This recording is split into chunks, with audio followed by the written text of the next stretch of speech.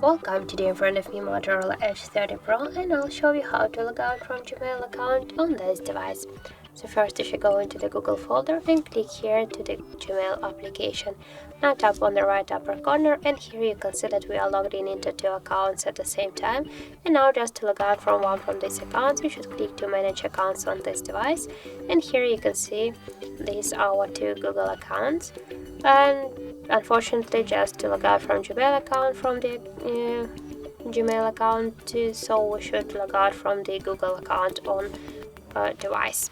So now just for example we'll log out from the first one, click here and tap to remove account. Now just click to confirm to remove the account, and as can you see in Google account settings we stay here only with one account. And now we'll go back to the application, and as can you see an application will also stay only with one account, and we'll log out from the Gmail account on this device.